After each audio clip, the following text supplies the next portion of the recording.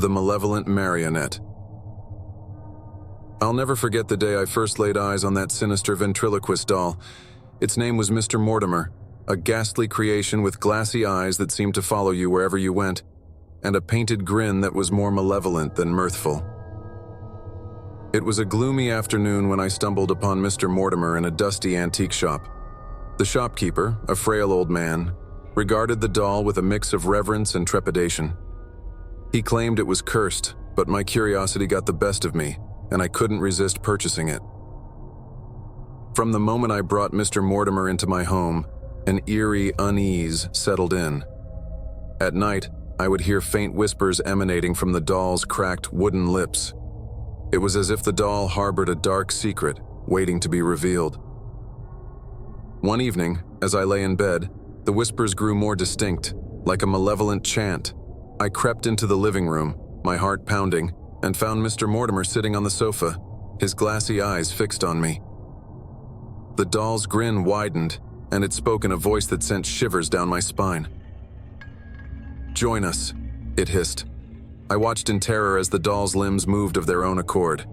It began to dance, its strings jerking and twitching as if controlled by an invisible puppeteer.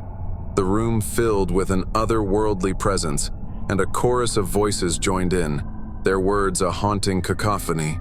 I tried to flee, but an unseen force held me in place, forcing me to watch the unholy spectacle. The doll and its spectral companions danced through the night, their movements growing more frenzied and grotesque. As dawn broke, the malevolent performance came to an abrupt halt. The doll's strings fell limp, and it returned to its lifeless state. I dared to approach it, and a sense of dread washed over me. I knew I had to uncover the truth behind Mr. Mortimer's curse. My research led me to a forgotten ventriloquist, a man named Victor Voss, who had once owned the doll. Legend had it that Voss had dabbled in the occult, imbuing the doll with dark powers. His performances had captivated audiences, but they had also come at a terrible price. I tracked down the last surviving member of Voss's audience, an elderly woman who had witnessed his final act. She spoke of a nightmarish performance where the doll had come to life, its wooden limbs contorting in unnatural ways as it spewed curses and threats. With the knowledge of Mr. Mortimer's sinister origins, I sought the help of a renowned occultist, Dr. Evelyn Blackwood. Together we performed a ritual to sever the doll's connection to the spirit world. The room filled with an oppressive darkness, and the doll let out an anguished wail. Finally, Mr. Mortimer fell silent, its glassy eyes dimming. The curse had been broken, and the malevolent marionette was no more. I locked the doll away in a wooden box, hidden from the world, but I couldn't shake the feeling that it still watched me from the shadows, biding its time. After sealing Mr. Mortimer in the wooden box, I still felt that it wasn't enough, so I buried it deep within the earth, hoping to rid myself of the cursed doll once and for all.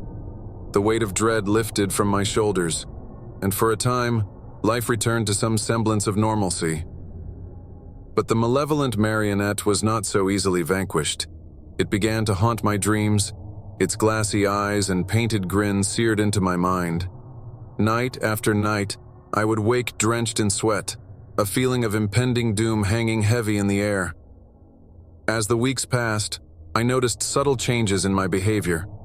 My thoughts became consumed by Mr. Mortimer, his presence a relentless presence in my mind. I couldn't escape the feeling that he was still watching, waiting for the right moment to return. Then, one evening, as I sat alone in my dimly lit living room, a familiar whisper filled the air.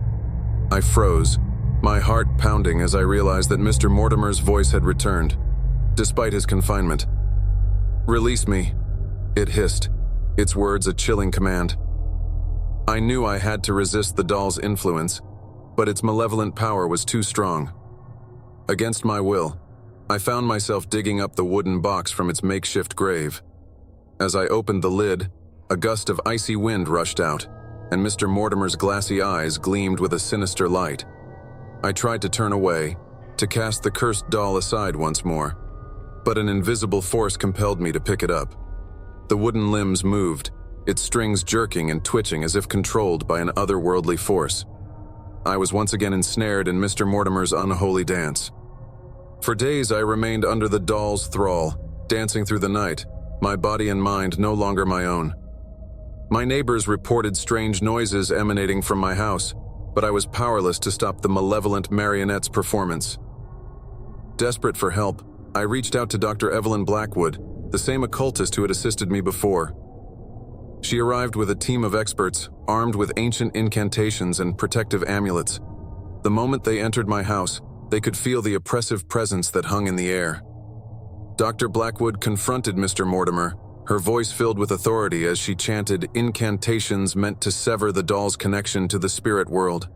The room quaked, and the doll let out a blood-curdling scream. As the ritual reached its climax, the malevolent marionette was engulfed in a blinding light. Its limbs twisted and contorted, its painted grin contorted in agony.